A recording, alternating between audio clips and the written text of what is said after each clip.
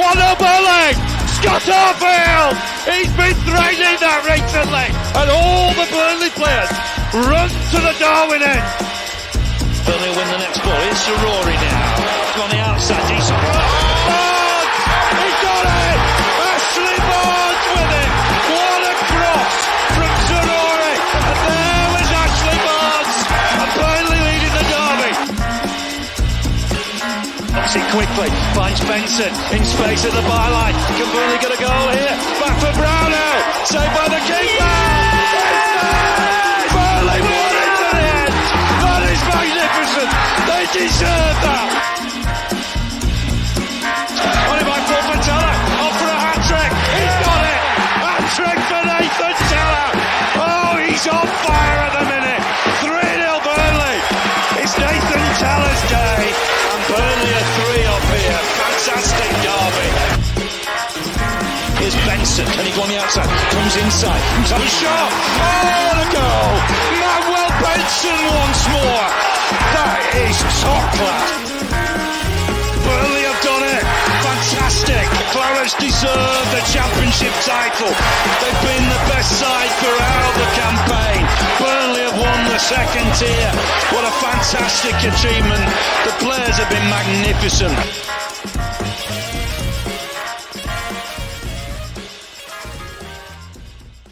Yes, hello and welcome along to the latest episode of the Turfcast podcast pre-game show with me, Joe Redmond, ahead of this Saturday's game up at St James's Park against a in-form Newcastle United. Probably couldn't have picked a worse time to play Newcastle. But as you can see, we are joined by Paul, a Toon fan from the Toon Review. How are you doing, mate? I'm all right. Thanks for having us on. No, thank you for coming on, mate. I know you're a very busy man. Played last night as well because we're recording this on Thursday. Newcastle, of course, played City last night and won in the League Cup. But just before we get started, I just want to remind you all that we are pleased to remind you that this season Turfcast is sponsored by Green King Sport, where football is more than a game. Green King Sport venues are showing every single televised Burnley fixture over the 2023-24 season. And with more than 900 sports pubs across the UK, it doesn't matter whether you're based in Burnley or Brighton, you can catch every single minute of the action. And please do keep an eye out for events, offers and content competitions that put you closer to the action throughout the season. They should be coming up soon. I thought we'd have them already, so please do keep an eye out, everybody, for those competitions and things like that. Just if you don't follow us on socials, do already. You'll see them on there. But Paul, talk to me. Newcastle United. Just looking at your season, it's kind of like split into half already. Like you started, all right. I think you battered Villa, didn't you, on the first day? So maybe that's not entirely. Yeah, it's 5-1. Just got your fixtures up now. But then 3 defeats in a row, admittedly against tough opposition. City, Liverpool and Brighton, who, yes, have been very good this season, but I think I'd put you above them at the minute. So I was surprised that they did win that. But then you've come back fighting. You know, you beat Brentford, a great result for your first Champions League game, first game back in the Champions League against Milan. And then, of course, spanking Sheffield United 8-0 and then beating City last night in the EFL Cup. So talk to me about your season so far, mate. Well, 4 clean sheets in a row, which we're absolutely delighted about, considering how the previous 3 games went. Obviously, those 3 defeats, they were a little bit strange, to be honest, because we, you know, as you say, we start the season really well, beating Villa. But then, you know, Liverpool was a difficult game in that, you know, they're down to 10 men. We should have buried them. We missed some really good opportunities. And then the nabbed 2 goals at the end, which happens in football. Away to Man City is what it is. You know, we only lost 1-0. We didn't really offer anything going forward in that game. It was a little disappointing. Brighton was forgettable. That was the worst performance of the season by a long stretch. You know, there was certain areas of the fan base a bit worried and thinking what's happened from last season and things like that. Our press wasn't there. Up-tempo football that we, you know, were renowned for last season, it didn't really happen. But then Brentford, there was signs that things were starting to happen. You know, we kept a clean sheet. We got the 3 points, but it wasn't, you know, it still wasn't a brilliant performance. San Siro was a gutsy display. I think, you know, Milan should have been out of sight in the first half, if we're being totally honest. But they didn't score. And everybody knows in football, you don't take your chances and anything can happen. We were a lot better second half, a lot more resolute, and came away with a point. So away from home in the Champions League, getting a point in the San Siro is fantastic, considering how long it's been since we've been in there. And then obviously Sheffield United, that was a turning point for us. I do believe it came with a bit of luck and a bit of unfortunate circumstances for Harvey Barnes, but he came off. Gordon came on and changed the game. Just went for the defenders all the time, and obviously set a few goals up, and the rest is history. And then last night, shocking first half. We offered nothing. We couldn't pass the ball. We couldn't create any chances. Man City were just dominant.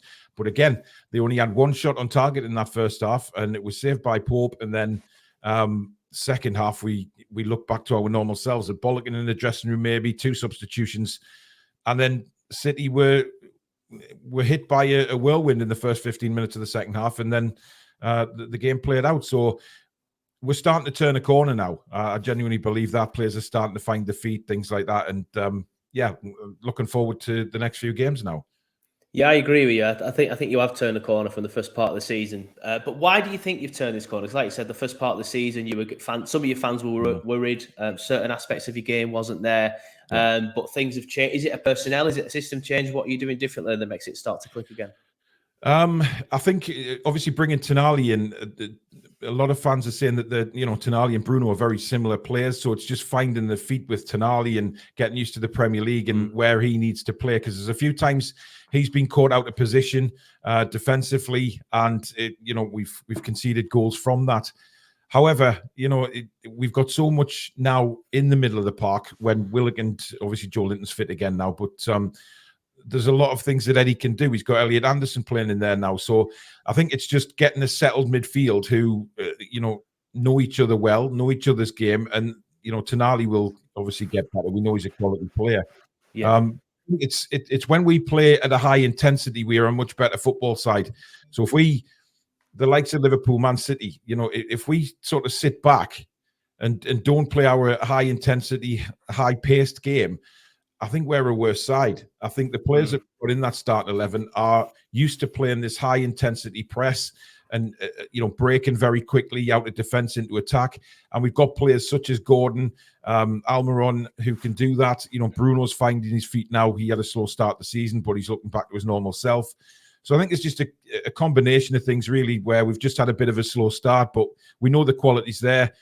100% faith in our manager. He's made a couple of errors with substitutions this season, but he will. All managers make mistakes along the line as long as they learn from them, and it looks like Eddie's done that. But it's a bigger squad now, so it's a little bit different than it was last season, just to pick a straightforward 11. Yeah, fair enough. I've got to be honest. I think I need to hold my hands up and say I was wrong about Eddie Howe. I think when you brought him in, I thought he will keep them up, probably. I think I did tweet something saying like, that they'll go down, but it's just, tongue-in-cheek sort of thing when you tweet. Like, he'll probably keep them up. But when they get to that next level, he's not going to be the manager that they'll need. But I think at the minute, it's proving that it could possibly well be. You said there you've got 100% faith in him. Do you think he is the manager to take you to that next level, to where you want to be? Yeah, I do. And, the problem is he's an English manager. And you know as well as I do, when you had Sean Dyche there, for instance, they don't get the recognition they really deserve, because I thought Dyche did superbly well for Burnley and probably should have got a bigger job. And now, with Eddie Howe, we had a lot of Bournemouth fans coming on our shows and telling us that, in time, you'll see how good Eddie is as a manager. He doesn't sort of lose his temper in front of the cameras. It's all done behind the scenes. We've recently seen a documentary on Amazon, which, just shows that. He's a good man manager. The players really like him. He doesn't seem to fall out with anybody like our ex-manager did. And he came into the club in very, very difficult circumstances, just taking over. We were down and out. We were heading into the Championship again. There was no doubt about that. And even we were saying, yes, Eddie Howe's a great manager, but are they planning for next season for Eddie to get us back into the Premier League? It didn't work out like that. We brought some brilliant signings in the January. And he just seems to have an eye for a player, because Anthony Gordon, for instance, he played at St James's with Everton, I think, a couple of months before he signed, and had a bit of a to-do with Pope and Fabian Schär, etc., and Trippier. And we were all wondering what kind of player he was. And then he didn't really get going last season, but he then admitted that he wasn't fit. He wasn't up to Eddie Howe's fitness standards. And then over the summer, he went away with England, had a brilliant tournament, and he's come back looking like an absolute star. He started the season brilliantly. Obviously, we sold Maxi and we were wondering, is Gordon going to be a good enough replacement? Absolutely. And then obviously Harvey Barnes is coming as well. So yeah, Eddie's got this eye for a player, and I do believe he can handle the big stars as well. Yeah, fair enough. Obviously, Eddie's not the only one with former Burnley connections there. You've got Trippier, you've got Pope as well. Talk to me about them two players, because obviously we still love them, especially Pope, but Trippier as well. Like, I've got nothing against him, still like him. Obviously, it's been a lot longer since he's played for us. Obviously, I feel like they both settled in quite well, broke into the team pretty much straight away, both of them, and now both key members of the squad. Are you both still very happy with those two players?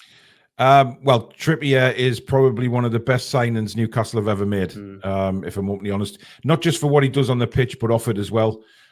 He's a leader. You can see that. He motivates people. Even Livramento, when he signed, said he wanted to learn from Trippier and improve his game. And Livramento got man of the match last night. So Kieran Trippier gives us something that I don't think we've had in a very long time. Somebody that's a leader both on and off the pitch. And he leads by example. You know, he's 33 now, but he plays like a 24-year-old. He's super fit. His defending is brilliant. Nick Pope has been brilliant for us. He's been absolutely fantastic. But if there's one thing I've got to complain about Nick Pope is his distribution with his feet. I knew you were going to. Obviously, I knew you were going to say that. Yeah. There's certain times you look at other goalkeepers such as Edison and Alisson at Liverpool, and I know they are world-class goalkeepers. Don't get me wrong. Yeah. But the way they can distribute the ball, you know, you look at Onana at Man United. I mean, he's had a bit of a rough start, but his deliveries with his feet are really good. Nick Pope tends to slice the ball. He can't seem to find a man. And he, of course, had that operation at the end of last season on his hand. And I think that was worrying him at the start of this season because he wasn't coming out like he was last year, claiming the ball from crosses. He started to do that now in the last few games. His punching's got better. He comes out and sweeps up nicely. There's no problems at all with that, but it's just his distribution. If there's one complaint, the rest of it is fantastic. You know what he's like. He's a brilliant shot stopper. He's confident, but there was just something missing at the start of the season. He made a couple of mistakes against Brighton. But, I mean, look, we're linked with Ramsdale now all of a sudden as well. So we seem to have more goalkeepers than anything else. But, you know, he's I think both since signed, you know, they've really took Newcastle to the hearts, especially Trippier. You know, Trippier is just a fantastic player. But yeah, I mean, Nick Pope's done a fantastic job for us as well. But you know as well as I do, his distribution with his feet is the one thing that lets him down.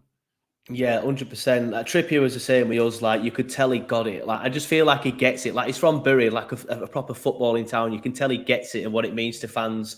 Because he was one. I remember when we beat Blackburn at Blackburn, and he were winding them up, doing the chicken dance and stuff like that, celebrating like it meant something to him. You could tell.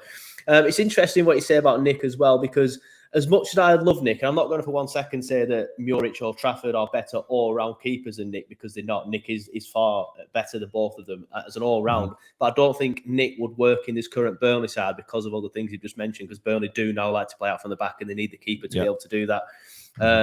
But yeah, love Nick at Burnley. Absolutely brilliant goalkeeper. But yeah, sounds like he's still booting the ball out of play when he doesn't really need to. It's strange. It really is, because you think, you know, he's the international experience he's got, all the experience that he has at club level as well. That maybe the coaches haven't worked with him enough at either club. I don't know. It just seems like he doesn't have any confidence in his playing out from the back. Of course, you saw that an example was against Liverpool last year in the league when he came rushing out and handballed and he missed the cup final. Sometimes it's just a lack of confidence he has in his own performance. But shot stopping and crosses, he's crosses fine. Crosses especially. He will catch anything, and I'm sure he still does. Obviously, you mentioned there probably a bit of a confidence issue earlier with the hand, but he'll soon get back to that again. But yeah, if it wasn't for his kicking, he would 100% be England's number one. 100%. Oh, absolutely, 100%, no doubt about it. But I think he was left out of the last England squad, obviously, as well. So I don't know whether that was because he asked to be left out, just so he could, he didn't want to put too much pressure on his hand operation or whatever it was that he had done. But the last few games, I mean, he was superb in Milan. He was just brilliant. Yeah. And that seems to have kept going as well. So he's got 4 clean sheets in the last 4 games. I mean, you can't, we're saying about his delivery, he's got 4 clean sheets, so we can't really complain. Yeah, I think he knows what he's doing, to be fair, doesn't he? Yeah, it's good. It's going to be interesting to see him again on Saturday. It'll be interesting to see how he plays against us. Obviously, I know he's professional and stuff, but it's the first time we've been reunited with him. That's going to be interesting. But I want to talk to you about Newcastle and your ambitions, because obviously you've got a lot of backing. You've got this real big feel-good factor now, back in the Champions League. What are your ambitions then for this season? Is it too early for the title? It probably is, isn't it? But I think from the outside and looking in, silverware's got to be the main aim, I think, this year, because you've been so long without silverware, even for a club of Newcastle size, without the backing that you've now got is scandalous. I think now, even if it's just a Carabao Cup, like you said, just win something. And that's what City had to do all them years ago. Win something, then kick on. What's your aims for this season, mate?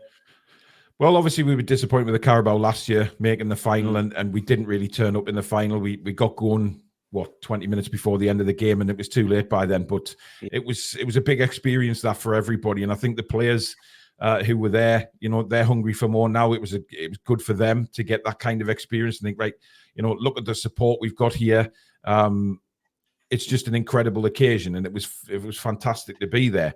But it has made us as fans hungry for more as well, because we haven't had that for so long. There's a lot of younger Newcastle United fans who don't remember the 90s and don't remember the entertainers, etc., and how good we were back then, but we still didn't win anything.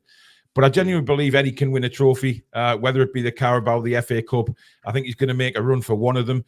The league, I think, is too early. I mean, I'm not one of these Newcastle fans who goes around saying, "Oh, we're going to win the league." I think, I think everybody's expecting again the Champions League this season, but there's so many teams improved over the summer.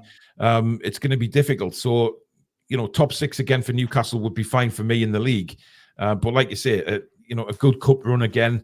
But we have to get this monkey off our backs about a trophy. That's the one thing that is holding us back now from being up with the big boys and in winning a trophy. Because, we as fans, we've gone through 15 years of absolute hell with Mike Ashley, no ambition, no positivity, anything like that. And now it's all flipped over completely. So, trophy eventually, but we'll see. It's going to be a wild ride, as it normally is.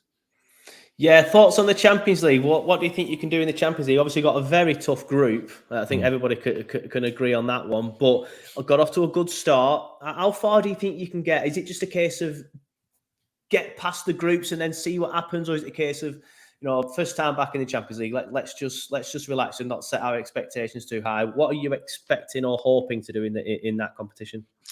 Well, I mean, when the draw was made, everybody's calling it a group of death, and but we on our show called it a dream group. For wanting to see such big teams come to St James's Park. Yeah, sure. I mean, the problem, Mbappe has got injured, so we don't know whether he's going to be playing next week or not. But to have these teams come back to St James's Park, I think all depends on our home form.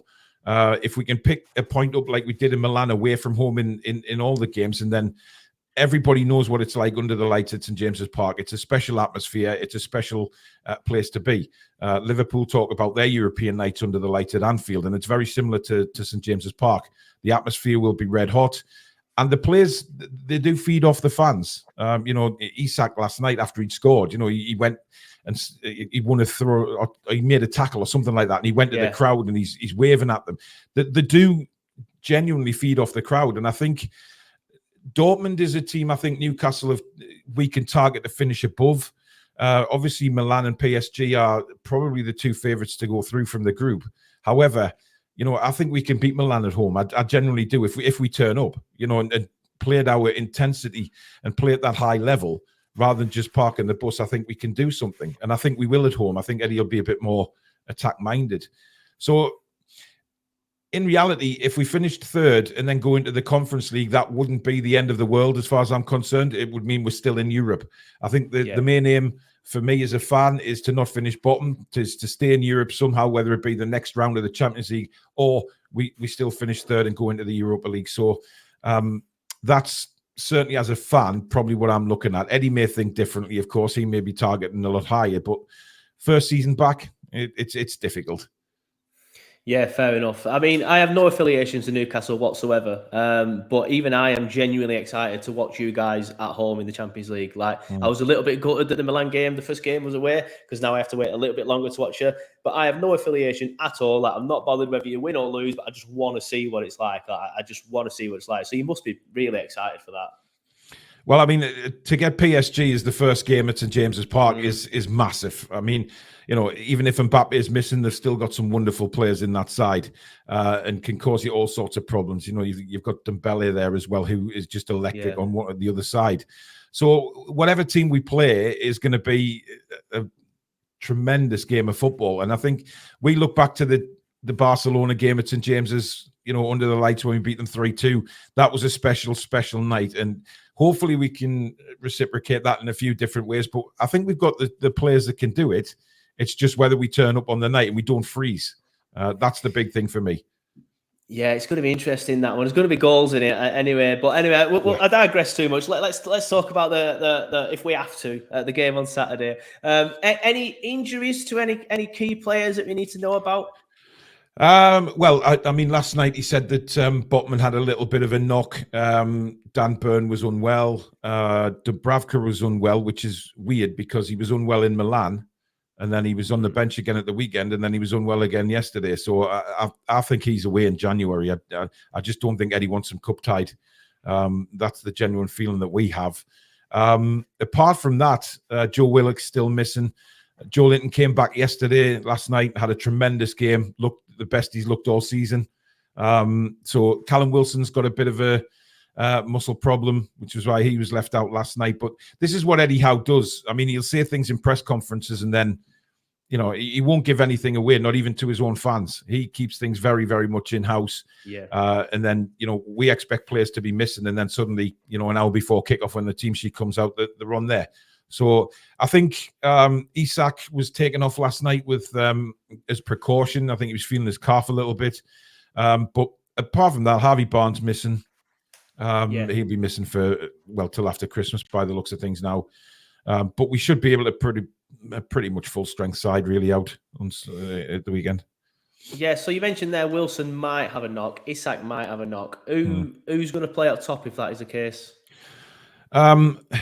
Well, personally speaking, I think Wilson will play, or Isak will play. One of the two. I don't think he'll have both of them missing. If it did come to that, then Anthony Gordon's done a fine job for England up front over the summer. Yeah, true. So I think that's why we didn't go for an extra attacker this season, because Eddie knows that he can just make a few tweaks to the side and put Anthony Gordon up top. I mean, last night, you know, we took Isak off. We didn't have a striker on, so it was sort of Murphy, Almiron, and Gordon all switching over all the time for the last 20 odd minutes. So he's got that as well. So I'm not particularly worried by that.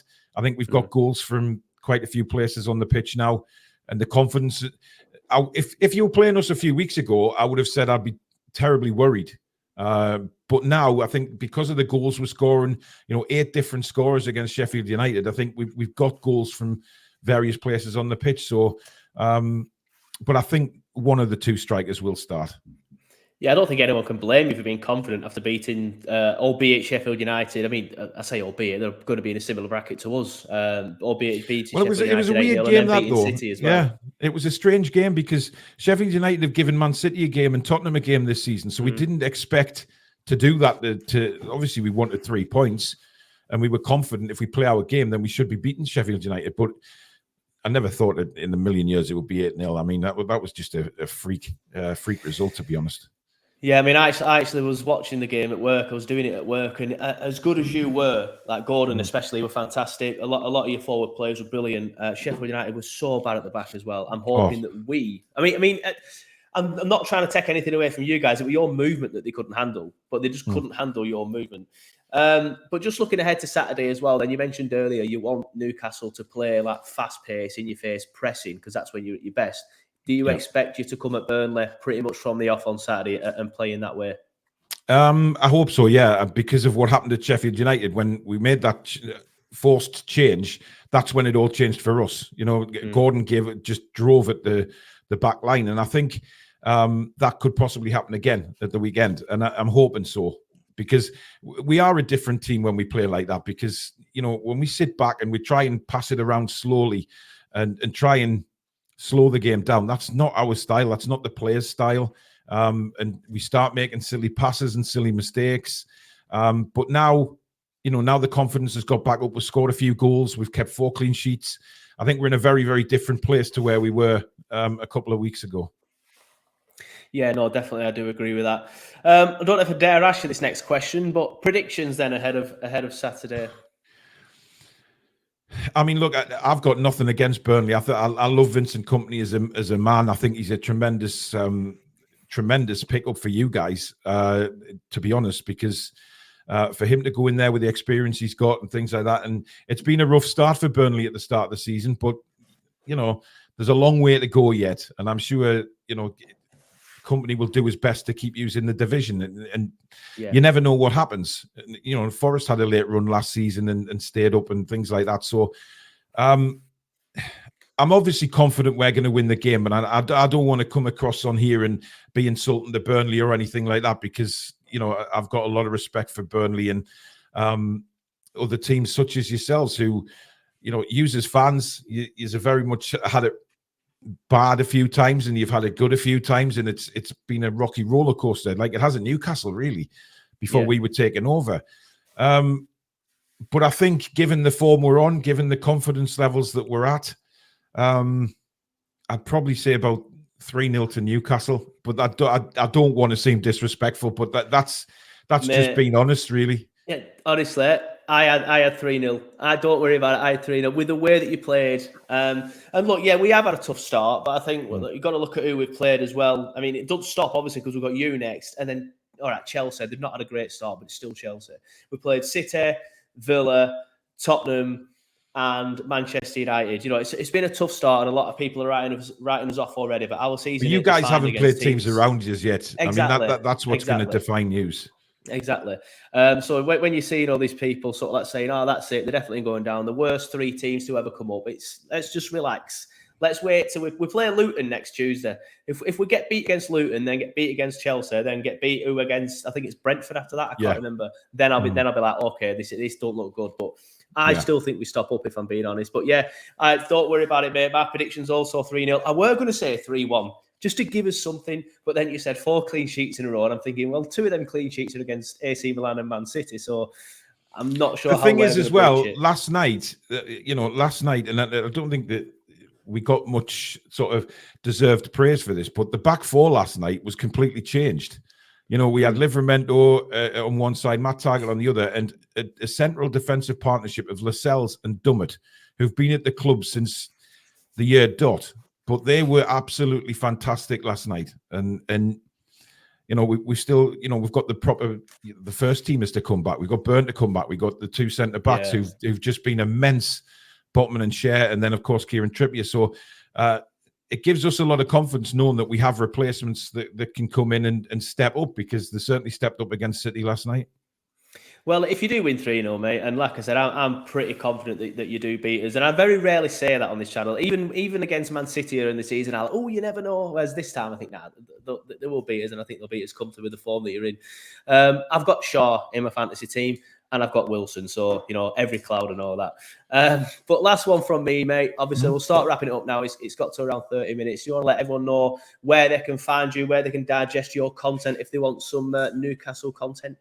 Yeah, well, we're covering a bit more general football as well this season. Obviously, we've been in the Champions League. We do a lot of watch-alongs where we sort of do live commentary.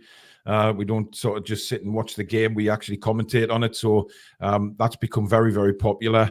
You can find us at The Toon Review on YouTube and across all the socials as well. We just made the finals of the Football Content Awards as well for the 2nd year running. So we're against some massive hitters in the category we're in. So we're looking forward to our night out at Anfield and hopefully meet some celebrities down there. But it's a bit different this year because there's a top 3 instead of just a winner. So you never know. You never know. Yeah, well, I do just want to say I've followed your channel for quite a while. I think we started around a similar time. Although I do have restraints of it only being a Burnley channel, you've just took off and left people like me in your way. But it's deserved that. Some of the content you do, it is brilliant. And I did used to enjoy your rants when Steve Bruce were there, if I'm honest. I did enjoy them back in the day. Yeah. But it's a different pressure's vibe gone down now. since then. Yeah. Yeah, it's a different vibe now. And it's a very, very good channel. So well Thank done, you. mate. You should be proud of what you've built. But thank you for coming on the show. I do appreciate it. I know you're a busy man. You're very welcome. Very welcome. But good luck for the rest of the season, just not on Saturday. Thank you, mate. Appreciate that.